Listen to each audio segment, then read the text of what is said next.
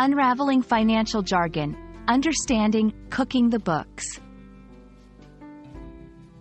Hello, and welcome to today's English learning session. We're about to dive into the fascinating world of idiomatic expressions. Today's special phrase is cooking the books. This phrase is not about food or recipes but is deeply rooted in the financial and business world. So, if you're ready to decode this intriguing expression and understand its usage in everyday English, let's get started. Cooking the books refers to the deliberate manipulation of financial records. When a company or individual is involved in this activity, they are altering financial data, records, or transactions to present a false, more favorable view of their financial health or performance.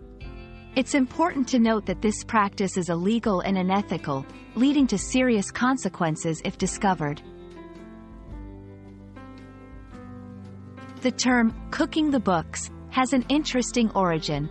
It is believed to have originated from an old practice where merchants would use heat to alter or smudge their financial ledgers. This act of cooking the records made it possible to change figures and information to benefit themselves deceitfully. Over time, the phrase has evolved and is now widely used to describe any form of financial dishonesty or fraud. To fully grasp the use of cooking the books, let's look at some examples. 1. In a corporate setting, the company was doing well on paper, but it was later revealed that the CFO was cooking the books, overstating profits to attract investors. 2. In a political context, the government department was accused of cooking the books to hide the actual amount of budget deficit from the public. These examples show how the phrase can be applied in different scenarios to indicate fraudulent activities related to financial records. Understanding phrases like cooking the books is crucial, especially if you're navigating the business or financial sectors. It's not just about language proficiency but also about being aware of ethical practices and the implications of financial misconduct.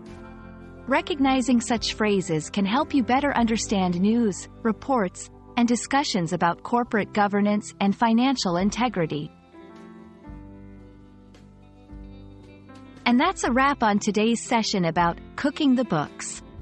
We hope this exploration into the world of financial idioms has been enlightening and adds a valuable piece to your English learning journey. Remember, mastering a language is not just about vocabulary or grammar but also about understanding the cultural and contextual nuances that come with it. Happy learning, and see you in our next video.